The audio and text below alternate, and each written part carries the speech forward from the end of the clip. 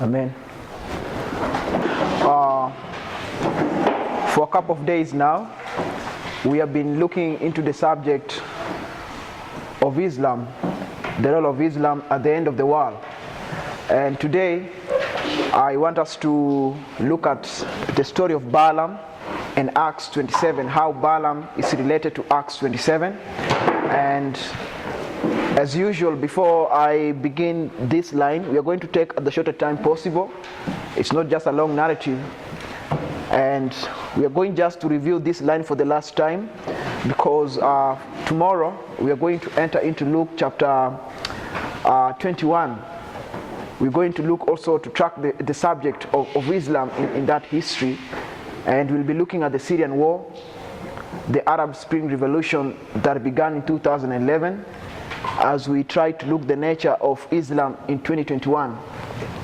So before we look at Numbers 22, when you talk about Balaam, we are talking about Numbers 22 and how it's really connected to Acts 27. We're going to get our story from Acts 27 and connect it Numbers 22. So as we began looking at this subject, we went to Revelation 9, which gives us the basic understanding of what Islam is. And after looking this story as our natural, we are called to look at the spiritual application.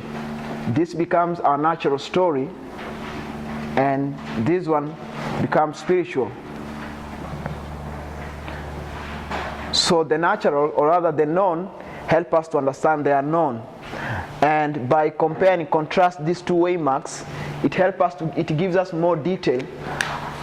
606 AD to 627, it gives us more detail from 1989 onwards. So I just want to do a recap of what we did, because I want to do this line again in this presentation. So we said in 606 AD, that is Revelation 9 verse 1, the falling of the star. And when the star fall, the Bible says, and to him was given the key of the bottomless pit. And we realized that the star is repeated and large in the word what?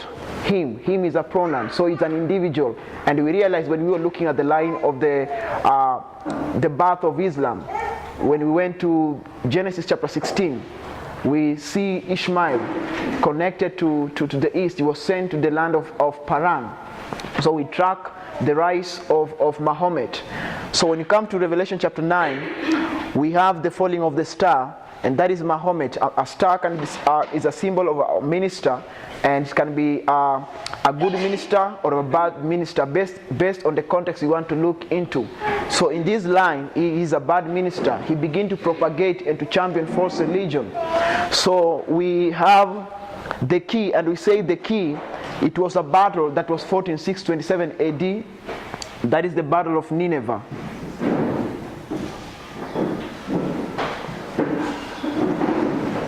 The Battle of Nineveh between Persia and Rome on the eastern side. And we say Persia, by this time it was very strong under the guardianship of Khosrow II. So Khosrow is more powerful here, and one of the citizens from Arabia sent a letter to Khosrow requiring him to recognize Muhammad as a prophet. But Khosrow II did not acknowledge that letter. Rather, he tore it and sent the ambassador back. And what Muhammad did, he exclaimed and said, okay, because you have rejected the recognition of me as a prophet, I'm going to make a prediction that in few years to come, Persia is going to fall, and later Rome also is going to fall. So these two powers, Persia and Rome, they were two antagonistic powers that were preventing the rise of Muhammad. So when they met in the Battle of Nineveh, Persia really, they were depleted, it lose its strength. Even Rome, it lose its strength. So when this power really became weak, it gave a leeway for Muhammad to rise. And that is the key that was given to Muhammad. So that battle was fought in Nineveh. You cannot disconnect 606 AD and 627. You have to run a story from this side up to here. So that is the key that unlocked the rise of Islam. So what I want us to understand basically in this history, it is two paths that paved way for the rise of Muhammad. So when we come here, we saw an injunction given to Islam, not to hurt, nor kill, but to torment and hurt men. For how long? 150 years, or rather 5 months. So that is the injunction that was given Islam in the first war. And our burden was to recognize, or rather the beginning of the 150 years in the first war. And we track that history, that after the death of Muhammad in 632 AD, he was succeeded by another caliph called Abu Bakr. And Abu Bakr, when he ascended the seat of Muhammad, he had this worldwide ambition to establish what? An Islamic kingdom. That was his idea. And he's really connected Revelation 9 verse 4 and 5. That is the injunction that they should only hurt those men who don't have the seal of God, and those who have the seal of God, they should not be hurt. So that was the injunction that Abu Bakr is going to command his adherents, called who? The locust. And we say the locust from the book of Acts chapter 30, the book of Proverbs chapter 30 verse 27, that the locusts have no king, but they go all by bands. So the rise of Islam at the beginning, they did not have a king, rather they had a false prophet. So after the death of Abu Bakr, he was succeeded by many caliphs who had the same mind to establish an Islamic kingdom, empire. And one of those who did that noble work of establishing our kingdom was Ottoman. Ottoman, to establish an empire, in July 27, 1299, he began that career of establishing an Ottoman Empire by invading Nicomedia. Nicomedia was just next to Greece. And remember, Greece, as I said earlier, it was still under the jurisdiction of who? Constantinople. And what was Constantinople? Constantinople, that's where the seat of the empire was based after Constantine took the seat from Rome and took it where? In the east. So July 27, when Ottoman invades Nicomedia, that marks the beginning of 150 years, which will take us from July 27, 1299 to 1449 of July 27. So in 1449, we saw that after many years, of course, we have many empires, we have many sultans, and one of the sultans at this time is Amurath. And Amurath is more powerful in the east. And in Greece Empire, we have one of the kings is called John Palaeologus. John Palaeologus is going to die, and he doesn't have a son to inherit the throne. So what he does, there's another individual called Constantine Dicoses. So what Constantine Dicoses does, he recognized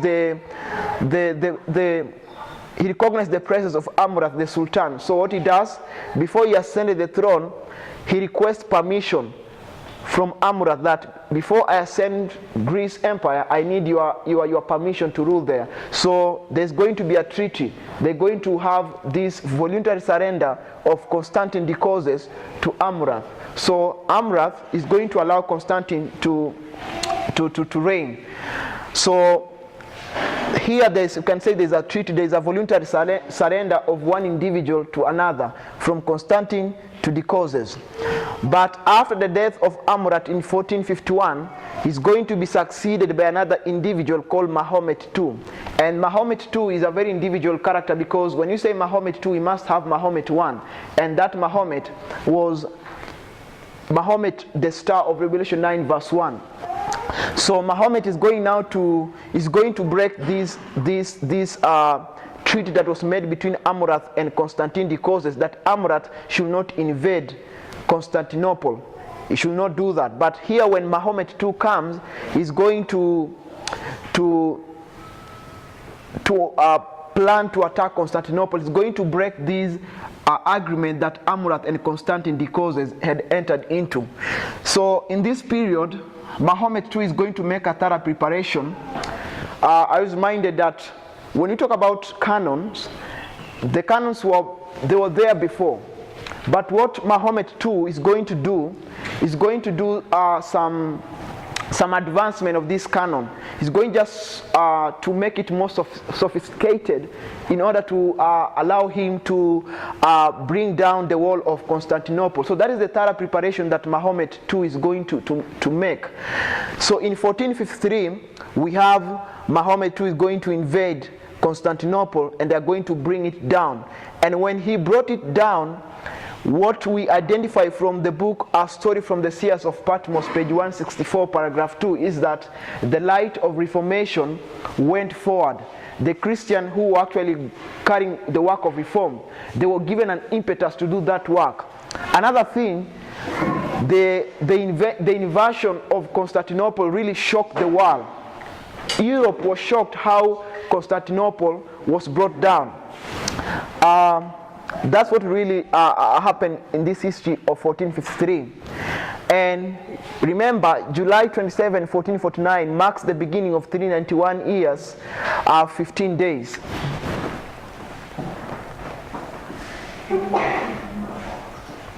So that's what we have, which brings us to 11 August 1840, where we have the restraint, or rather the fall of Ottoman Empire.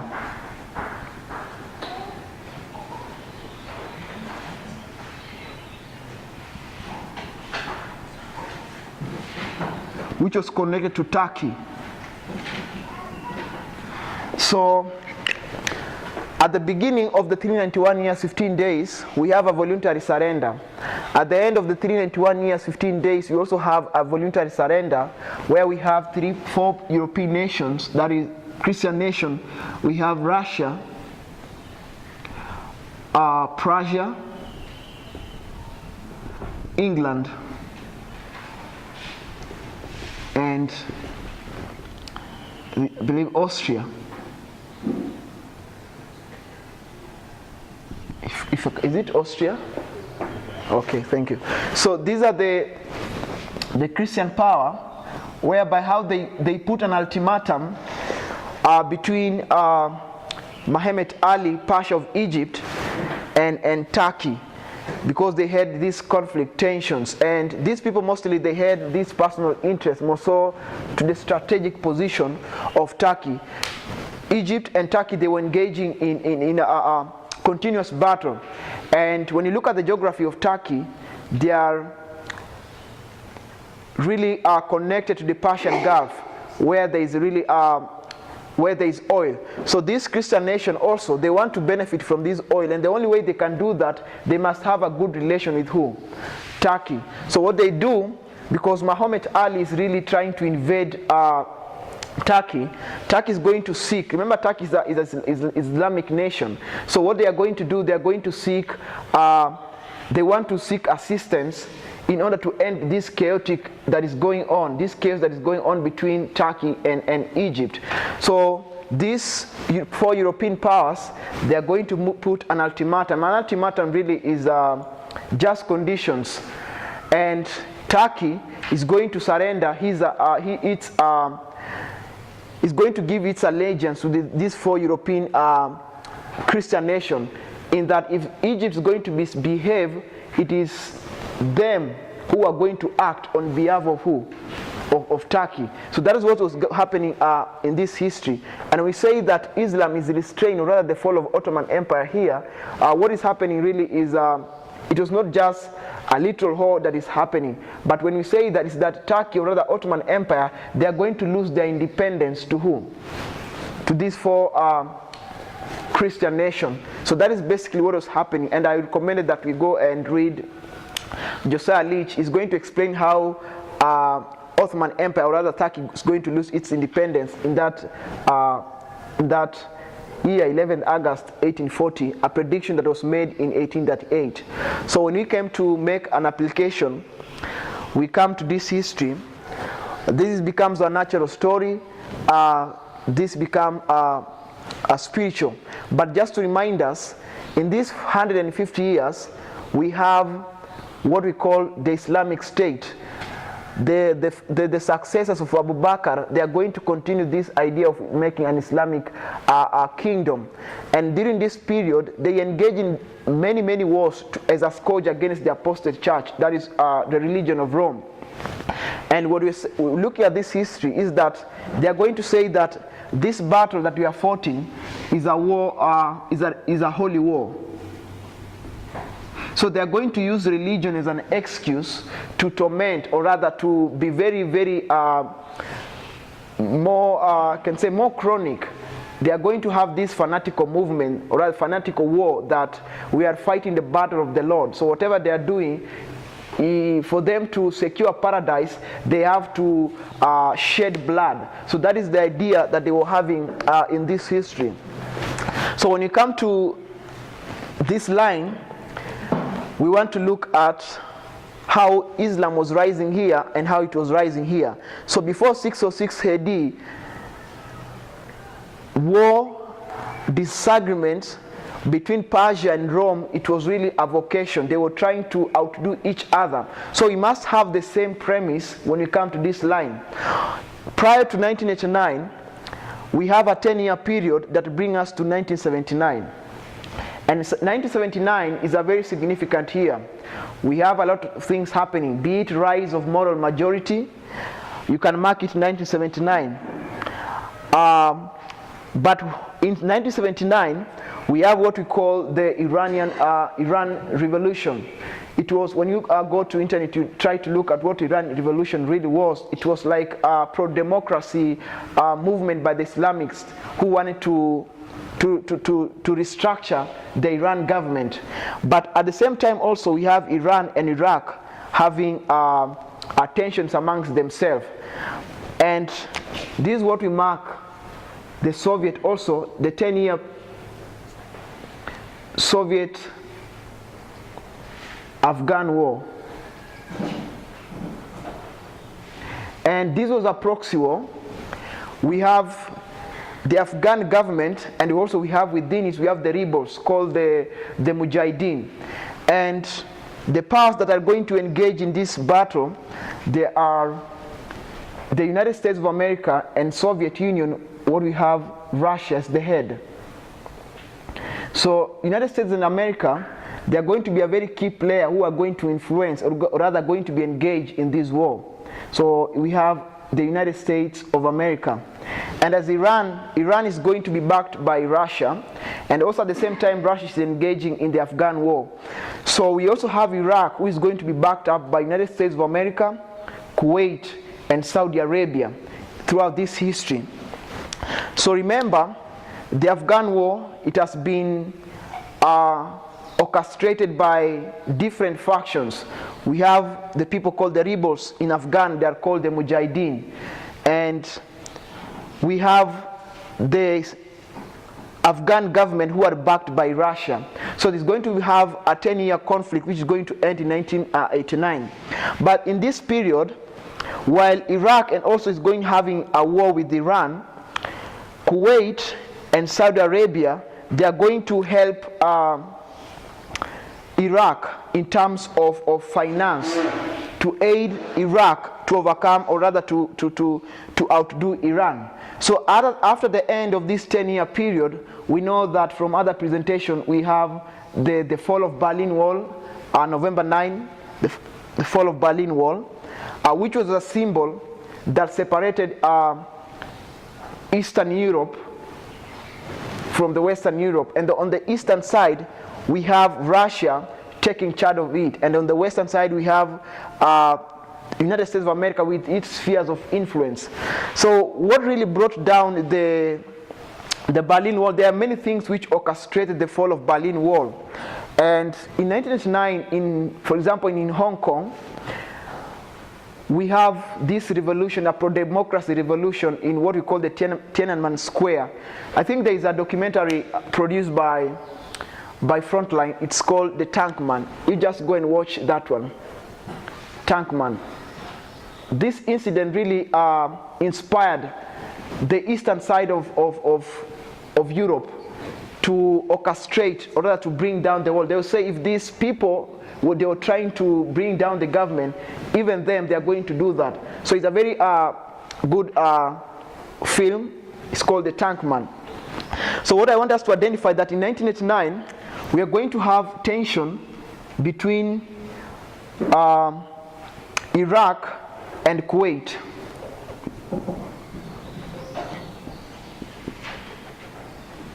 But don't forget the two antagonists, that is Russia and the United States of America. So in 1989, we are going to have tension between Iraq and Kuwait. And what is about all this tension?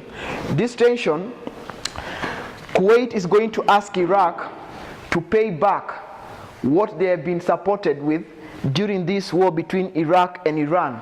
And Iraq is going to say, hey, listen, this battle, it was not given for Iraq alone. We were supporting each other to overcome our enemies. So why are you demanding us to pay back? So Iraq is not going to do that. And remember, in 1979 also, we have the rise of Saddam Hussein.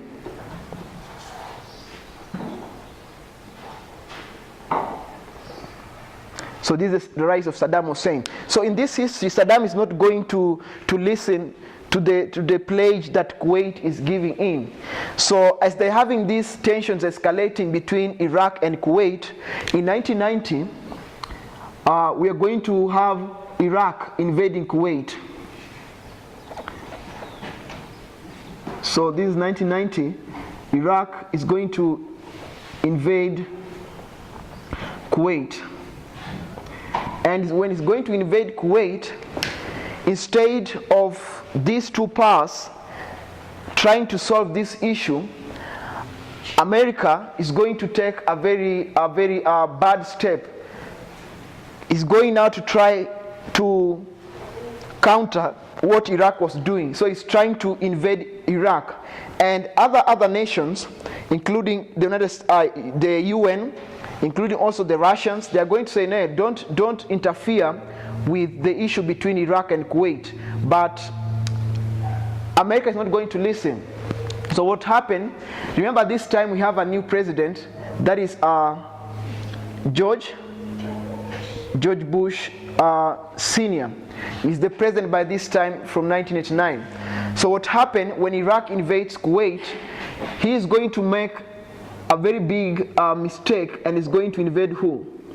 Iraq in 1991. Instead of solving this issue,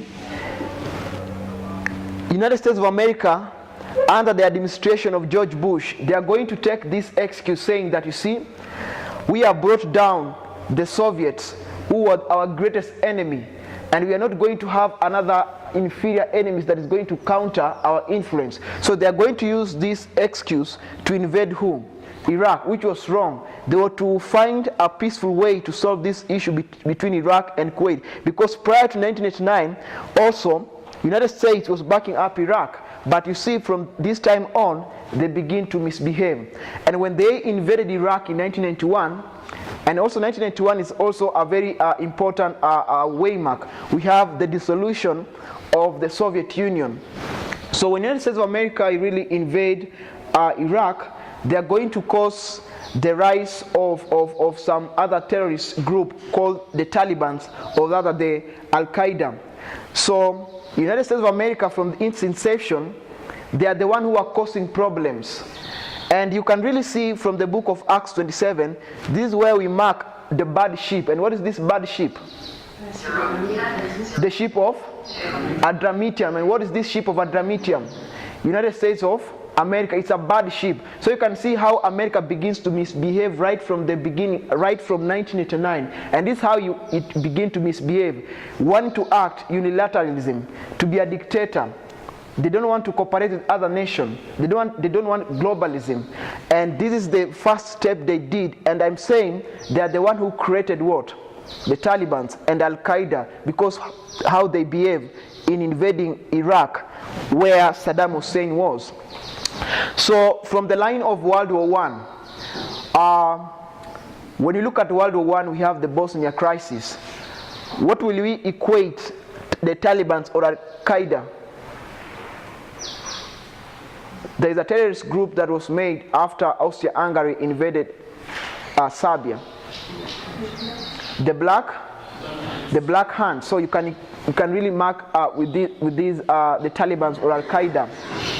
So this is the reason I wanted us to compare and contrast these two waymarks. We have Persia and Rome, who led to the rise of Islam. So in this history, we also have tension between Russia and United States of America, but it's really United States of America which is going to cause, or rather make, the rise of a radical terrorist group called the Taliban, or who later identify themselves as Al-Qaeda.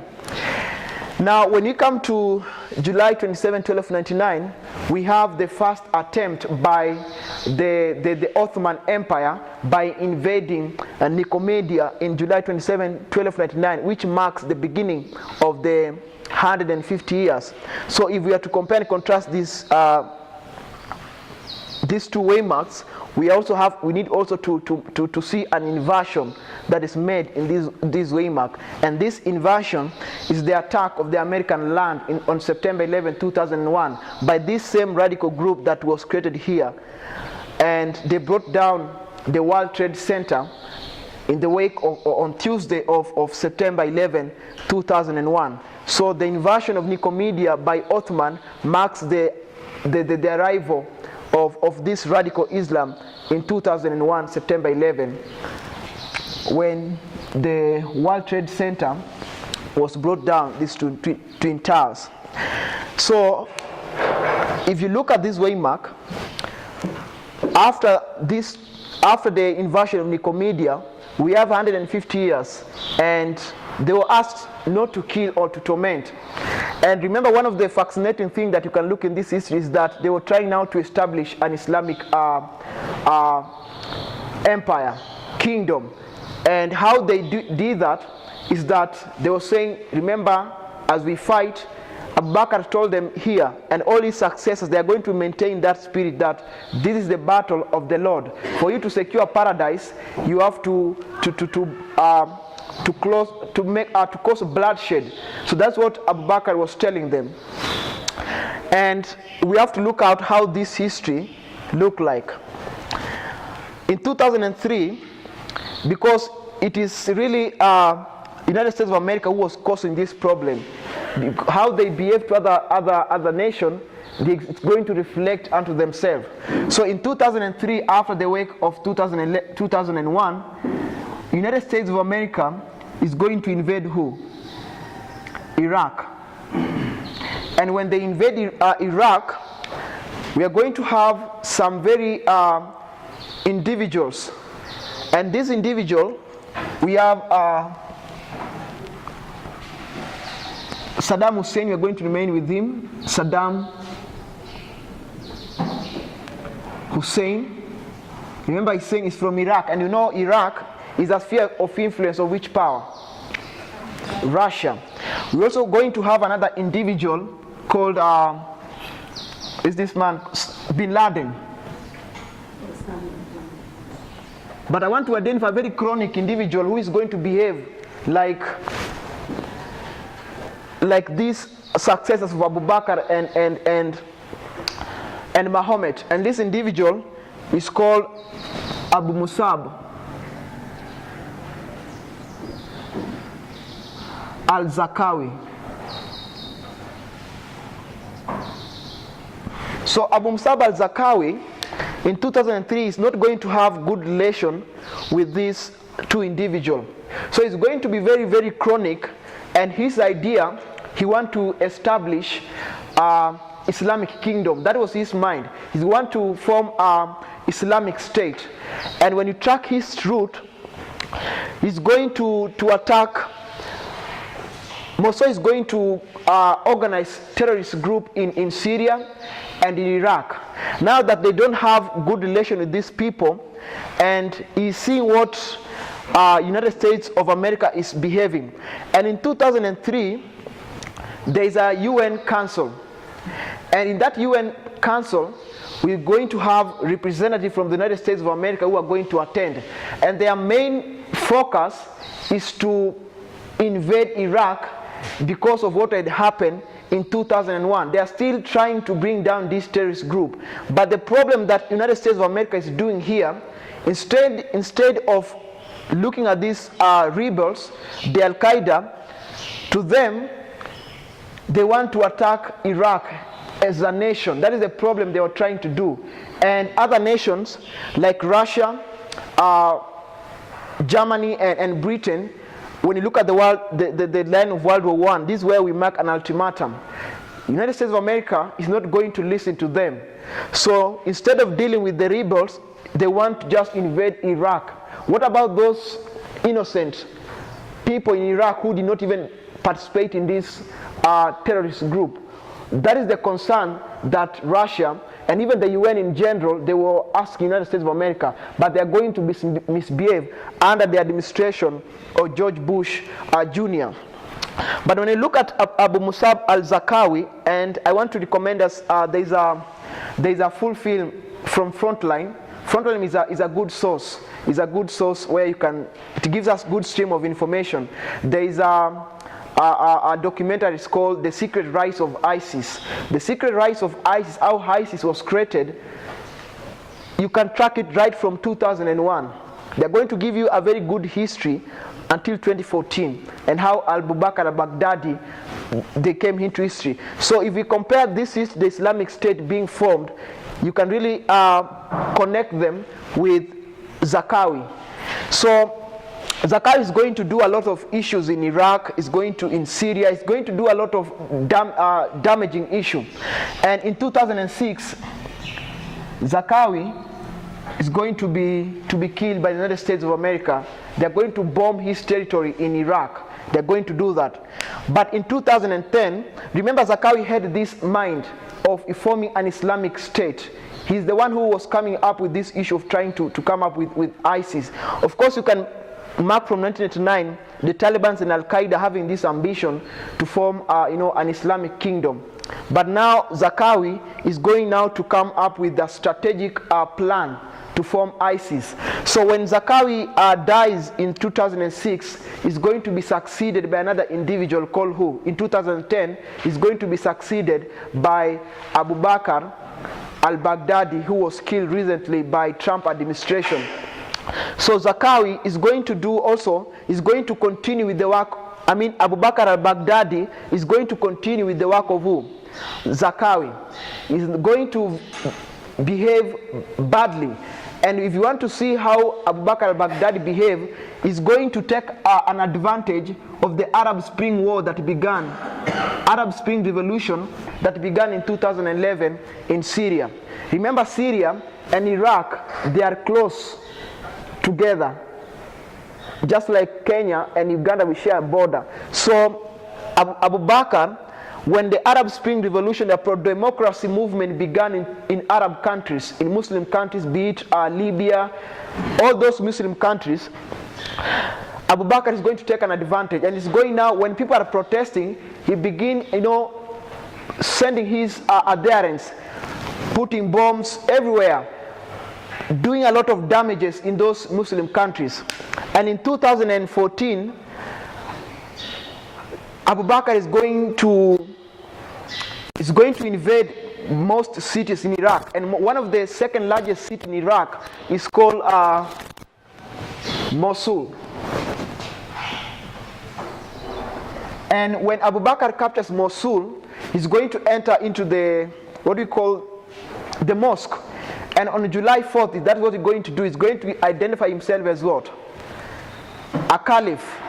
He's going to say, now we have established an Islamic kingdom, and I am the caliph. So that's what Abu Bakr did. And you can see, if we bring July 27, 1299 to this history, you can see what is happening in this history between Zarqawi and Abu Bakr.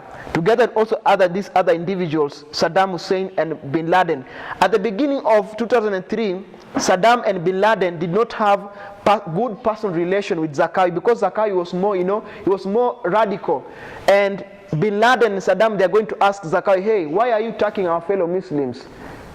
Stop attacking them. Because in Iraq, we have different kind of Muslim tribes. We have the Sunnis, the Shias, most of them. So Zarqawi, to him, if he identifies that you are a rebel, you don't join them, he's going to attack your fellow Muslims. So this one is going to say, okay, don't do that, please. Remember, Abu Bakr, when you read story from the Sea of Patmos, what did Abu Bakr tell his adherents? Please let us have what? unity. Don't attack your fellow men. And this you can see how it was being fulfilled in this history if you make an application. So in 2014, that's where we mark the establishment of a caliph, when Abu Bakr al-Baghdadi announced himself as a caliph. So you just go and watch that, The Secret Rites of ISIS. We have that documentary. If you need it, we can give you. So this is what is happening in this history. But remember, when America began to misbehave later, Saddam and Bin Laden, they are going to join Zarqawi now. They are going to try to work together, but it was too late. This guy is going to walk alone, trying to be more radical, and his follower Abu Bakr al-Baghdadi is going to accomplish that mission that Zarqawi had begun with. So here now we have an establishment of ISIS. ISIS means Islamic State of Iraq and Syria. Now remember, when you come to this waymark, we have two key players, Amurath and Constantine. And if this is Raphia, I remember that we have many lines that show the battle of the king of the north, king of the north and king of the south. This is Daniel 11 verse 11 by application. A fulfillment of Daniel 11 verse 11, where we have the king of the south winning against the king of the north. And this is the history that we can see here. So here we had an alliance, a treaty. Before Constantine Decoces ascended the throne of Greece, he had to seek permission from Amurath as an Islamic state.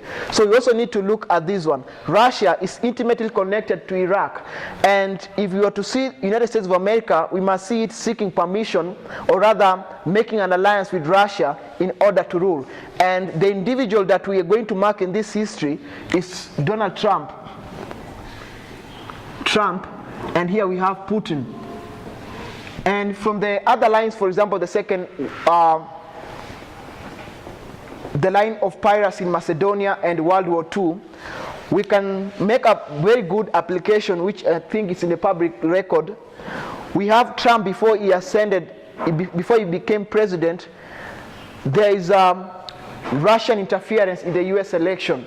And that one you can begin dating it from 2014, where we have a secret alliance, or rather a secret meeting between Trump and Putin in Moscow. And whatever they discuss, we cannot tell, but other lines will tell us that they have a work to accomplish. And this is what was accomplished in 2016 election. And as we go throughout forward, this battle is concluded in November the 9th, 2019, where we have Russia under the administration of Vladimir Putin is going to win, is going to make Trump take the executive branch of the US government. So this is the alliance that we can see in this history. So as we go forward, we come to Paniam, that is 1453, which line us to 2021. So our mind, remember, in 2021, who is going to win this battle? United States of America is going to win, and Russia is going to do what? To lose. But remember, we equate Russia as an Islamic power in our generation. And in 2021, we have the conclusion of the Syrian war that began in 2011, and the key players, the Syrian proxy war, the key players are United States of America and Russia. So at the conclusion of this Syrian war, from other lines, the line of the Third Adoki War, we had the Nabateans, which we line it with Paniam 2021. And we say that in 2021, Islam is going to arrive, and I'm saying Islam is going to mark this escalating war between Russia and the United States of America when the king of the south is defeated. So our burden is to identify how does this arrival of Islam in 2021 look like. And the only way we can figure out the nature of this arrival of the radical Islam in 2021 is by looking at the history of Constantinople when the wall was brought down. So we need to identify how does this wall look like, because it is the wall, or rather Constantinople, that's where the seat of the empire was situated, which made it to be strong. So you need to realize what makes America to be strong in this history. I can say it is constitutional what? Republic. And I'm saying from other lines we realize that from Panium, or rather from 2021, America is coming down as what? As a lamp. It's ceasing to be a constitutional republic as it grows as what? As a dragon until at the Sunday law. And I'm saying when the subject of Islam arrived in 2021, it is a subject that is going to spark, rather it's going to orchestrate the rise of America, or rather the transition of America from a constitutional republic to what? To a dictatorial system of government. So, and this wall, when it fell down, we saw that the work of reformation really went forward. And I'm contending and saying that from Panium to Sunday law, we know it is the harvest of who? Of the Levites. So I don't know how this reformation is equated in our history, but I'm saying since this is the harvest of the Levites, the work of Islam is going to make an impetus work among the priests of this movement to do a very good job, to do a very good work in the harvest of who? Of the Levites. Just as in 1453, when Constantinople was brought down, the reformers in the 1260 years who were trying to do the work of reform, they were really helped a lot by the Turks. When we read Great Controversy, page 15, page 197. So this is what is going to happen in 2021. So I believe we are going to look at the lines. When you look at Luke 21, we are going to see this history. So 11 August 1840, as I explained, we have the restraint of Islam. And I'm saying in Sunday law also, we are going to have a restraint of what? Of Islam. Islam here as attacked. But by the time we come to Sunday law, we are going to have this restraint. So our burden again is to ask, how will this attack look like? Because we say we are in the information age. And if we are information age, at least we can see a very terrible incident taking place in 2001. And I'm saying it's not a hot war. I don't believe it's a hot war. It's just attacked unexpectedly. So the same thing we must see in 2021. So I believe more light will be added as we go on, perhaps from 2020, because 2020 we believe it's what? It's Concord. So more light is going to be clarified how 2021 look like. And I want us to go back to our study and trying to figure out this history, because we know we have the individuals like FFA. They predicted that Islam is going to strike when? July 18, 2020. So as this movement, we need to have a very good model to understand how we predict 2021. And I believe there are very nice study that has been done by Elder Parminder in Tahiti. He's going to give us a very good structure how we come from 2011, the Arab Spring War that began in 2011, that's going to bring us to 2021. And it's going to take that model from the military history. And I think we are going to do that by adding more information. So I want to leave it there, continue studying. So I want us to look at this line, Balaam and Acts 27. Why am I saying Balaam and Acts 27? When you look at Acts 27, how many ships do we have? Two ships, the ship of Alexandria and the ship of Adramyttium. Which is the bad ship? Which is the good ship? Alexandria. So where do we mark the beginning, or rather the commencement of the bad ship? 1989. So who was Balaam? Let's go to Patrick and Prophet, page 439. Go and read the 40th chapter of Patrick and Prophets. The title is Balaam.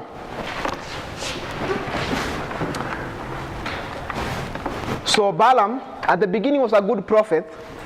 He was a good person, but he's going to misbehave. He's going to not follow the instruction that he was meant to do from the beginning. And Balaam, I'm going to say, is a symbol of the United States of America. So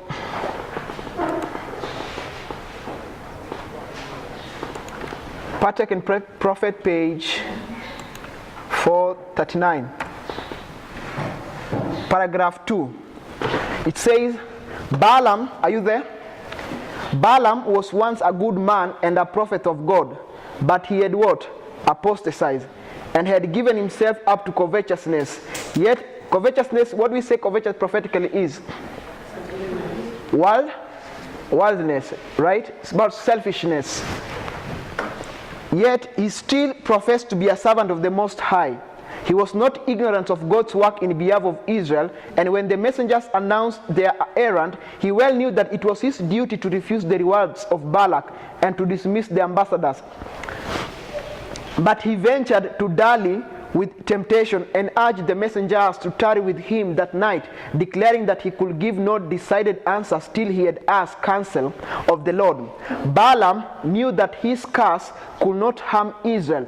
God was on their side, and so long as they were true to him, no adverse power of earth or hell could prevail against them. But his pride, remember, his pride was flattered by the words of the ambassadors. He whom thou blessed, it is blessed, and he whom thou cursed is cursed. The bribe of costly gifts and prospective exaltation excited his covetousness. He greedily accepted the offered treasures, and when, while professing strict obedience to the will of God, he tried to comply with the desires of Balak. What do we see from this quotation?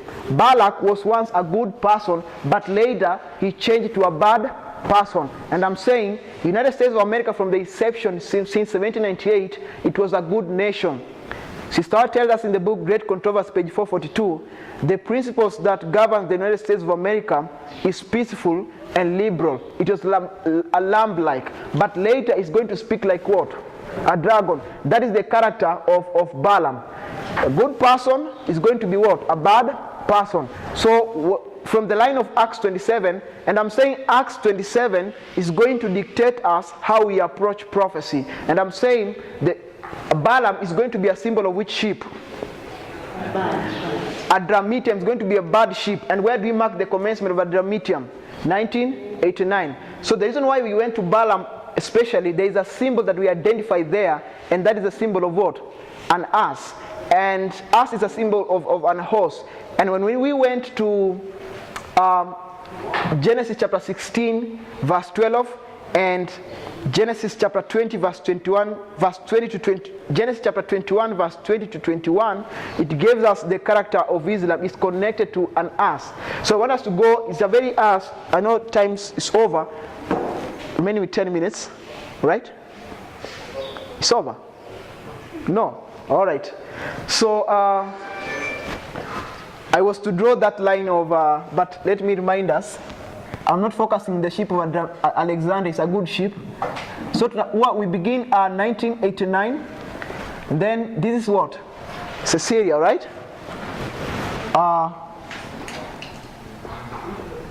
And then we have 9/11. This is Sidon. And then we have what? Which way mark do we have? After Sidon, this is 1989, 9/11. Which way mark do we have after here? Myra?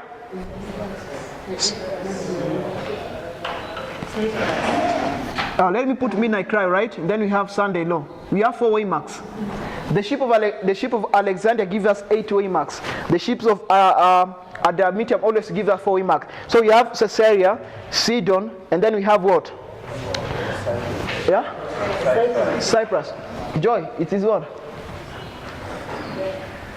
Here, after this is the ship of Adramitium, we have Caesarea, Sidon, and Cyprus, right? All right, thank you. Cyprus. And then here we have what? Myra. Bitter. Disappointment. So in the ship of Adramitium, keep it in mind, we always have 4 waymarks. So if we are to bring this history of Balaam, symbol of the United States of America, is a bad ship, and we mark it from 1989. So what is happening in this history? I want us to turn to our Bible, to the book of Numbers chapter 22, beginning from verse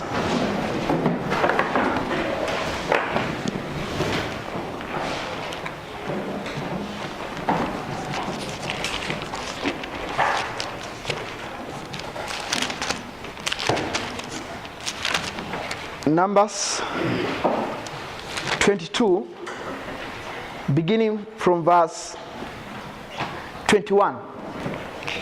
So we have read from the book Patrick and Prophet, it has given us the nature of Balaam. Patrick and Prophets, page 439, paragraph 2.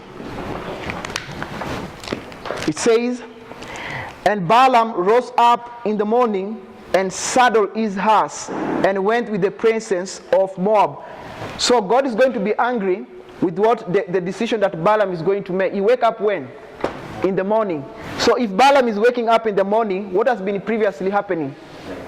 If we have morning, we must have what preceding? The night. So morning, I'm saying, what happened in the morning? There is what? Light, right?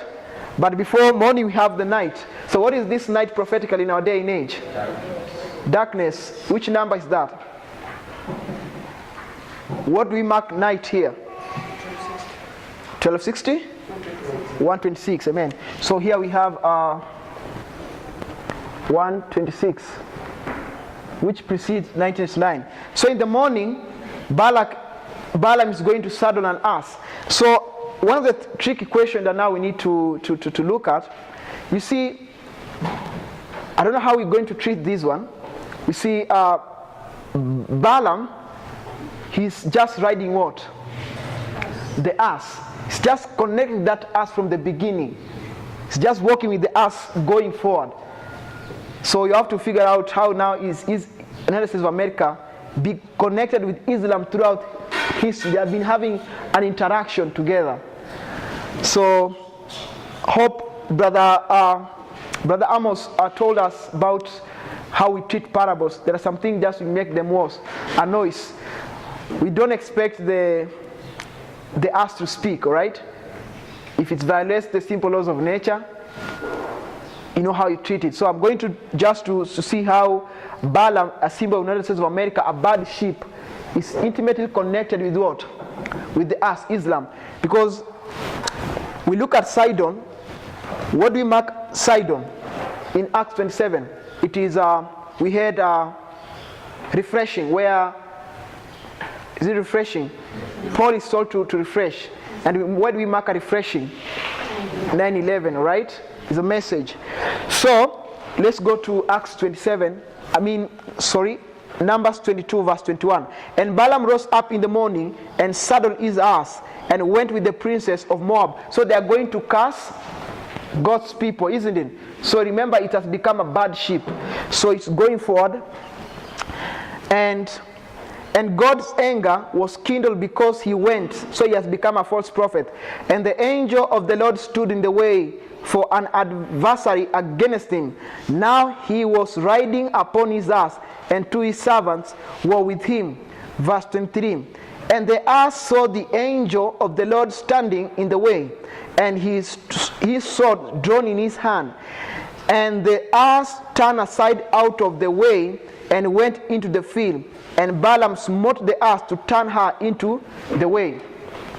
So I'm saying we have the first strike here, where the ass changed its off course. And I'm saying this ass misbehaving, we can mark it at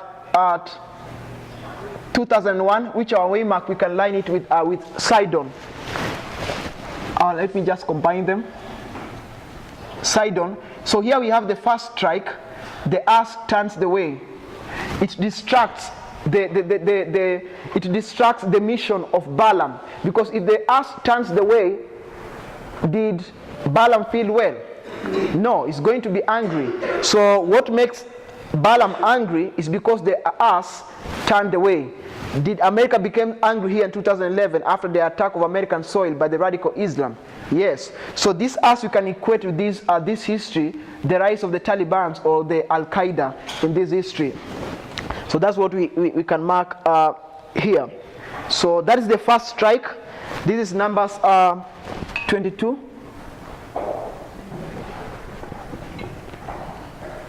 Numbers 22 verse 23.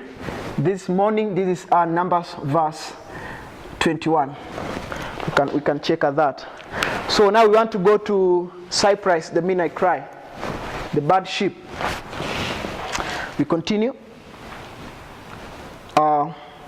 Verse 24 of Numbers 22, verse 24. It says, But the angel of the Lord stood in a path of the vineyards, a wall. So there's something which has been identified here, what? A wall. Remember, if we bring it here, we also see here what? A wall. And I'm saying the wall here, symbolically, it will be the Constitutional Republic of America. It's going now to be brought down. So we are going to have the second strike in this waymark, the midnight cry. And this is the Sunday law. So verse 24, but the angel of the Lord stood in a path of the vineyard, a wall being on this side and a wall on that side. And when the ass saw the angel of the Lord, she thrust herself unto the wall and crushed Balaam's foot against the wall and smote her again. So what is happening? The ass has misbehaved here to who? United States of America. So you can see this interaction between United States of America and Islam. So the second strike is going to happen where? 2021. So Balaam again strike the ass here.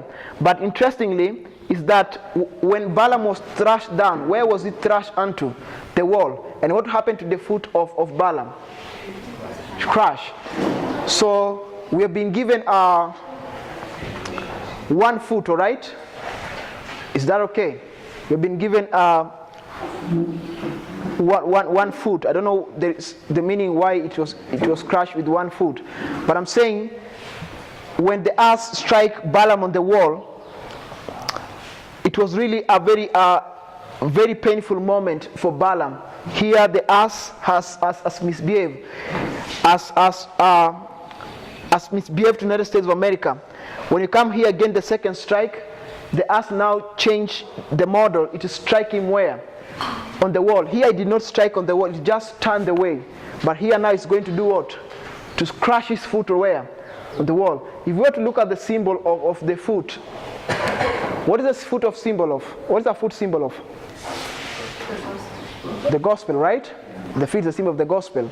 And there's a couple of quotations from the pioneers which says that God planted America as a beacon of light to where? To the world. Is a good democratic nation which should to behave well. But I'm saying when this foot is crushed, because we know from Paniam to Sunday law, we have the transition from a lamb-like horn to what? A dragon, which is going to fully speak as a dragon where? At the Sunday law. So this is the second strike that we can see at midnight cry. Of course, right now we have many waymarks. We have the third Adoki War, which gives us Paniam. We have this line of 1453, which can speak us about Paniam. So you can see how now we need now to juggle with our mind to see the nature of 2021. Forget all those apostasy of July 18, 2020, which doesn't have a thread to tell us how it looked like. So we need to have confidence of what the lines are telling us. So let's go on. Which verse are we? 25. Let me repeat. And when the ass saw the angel of the Lord, she thrust herself unto the wall and crushed Balaam's foot against the wall and smote her again. So we have a strike again in 2021. That's midnight cry, as you have seen. Now let's go to verse 26. And the angel of the Lord went further and stood in a narrow place where was no way to turn, either to the right hand or to the left. So what is happening in this waymark we're going to see is that they have now come to a narrow path. You cannot turn on this side, nor can you turn on this side. What has happened to you? You have been restrained to do what? To move. You cannot move anymore because there's no place you can turn or rather you can turn there. So and that's what I'm saying. Because you are saying here there's a restraint. In this line there's a restraint. Also here we must have what? A restraint.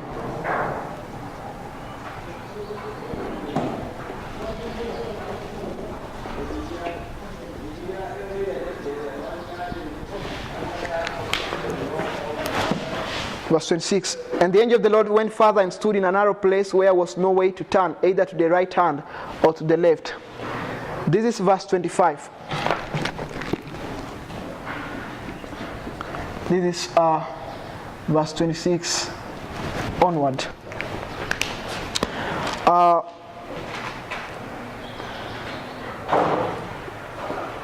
Let me repeat from verse 26 to 27. And the angel of the Lord went further and stood in a narrow place where was no way to turn either to the right hand or to the left. And when the ass saw the angel of the Lord, she fell down under the Balaam, and Balaam's anger was kindled, and smote the ass with a staff. So this striking that we see here is Israel now being restrained, just like these are other waymarks, because the ass cannot move any further. And there's another incident that is going to happen there, verse 28. And the Lord opened the mouth of the ass, and she said unto Balaam, What have I done unto thee, that thou hast smitten me these 3 times? And Balaam said unto the ass, Because thou hast mocked me, I will there were a sword in mine hand, for now I will kill thee. And the ass said unto Balaam, Am not I thine ass, upon which thou hast ridden ever since I was thine unto this day? Was I ever wont to do so unto thee? And he said, Nay. Then the Lord opened the eyes of Balaam, and he saw the angel of the Lord standing in the way, and his sword drawn in his hand, and he bowed down his head and fell flat on his face. And the angel of the Lord said unto him, Wherefore hast thou smitten thine ass 3 times? Behold, I went out to withstand thee, because thy way is perverse before me. So the reason why there's a reason here, America now is becoming more perverse. Balaam is becoming more perverse. This ship is really becoming badly, and is going to have a shipwreck at the Sunday law. So that is the basic illustration that we can have, the line between Balaam and Acts 27. And when you talk about Acts 27, you talk about the ship of Adramyttium.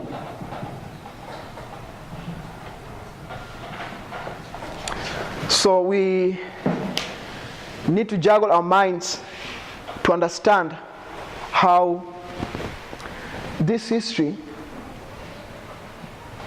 look like. So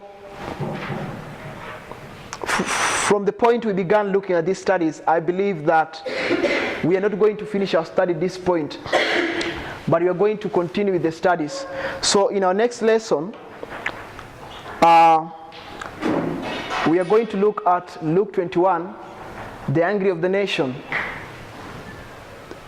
which will bring us now to understanding of the Arab Spring War that began in 2011, that will lead us to 2021, a very good model. And we are going to go to the mirror history to see that perfect fulfillment in our time. My time is over. If you don't mind, we can bow down for the word of prayer. Dear Father in heaven, we thank you for your goodness and mercies, for this privilege that thou hast given unto us to gather here for the sake of studying your word. Lord, we pray, may you help us to have confidence in the lines that, Lord, you are teaching us. Those lines, Lord, that thou hast given to thy servants, the messengers of the hour, they are that thou said the Lord. May you help us, Lord, to have confidence in thy messengers. Let us not repeat the apostasies of Dathan, Korah, and Abiram in challenging thy leadership. We ask you, Father, as far as this congregation is concerned, may you help us, Lord, to be faithful, that those who may come behind us, the Levites, the Nethanims, may find us to be faithful till the end. We thank you for these meetings. We thank you for the blessings that was prepared for us. And in a very special way, Lord, we want to remember our brothers and sisters in different parts of the world field who are connected with this message. May you help us to be of one mind. And above all, may you send us the Holy Spirit to enlighten our mind and our conscience, that we may be rooted and grounded in truth as in you. And above all, may you help us to have an individual understanding of the truths that thou hast given unto us, that we may be settled down into truth both intellectually and spiritually. As we break, may Lord help us to continue contemplating upon thy word, is our prayer in Jesus' name. Amen.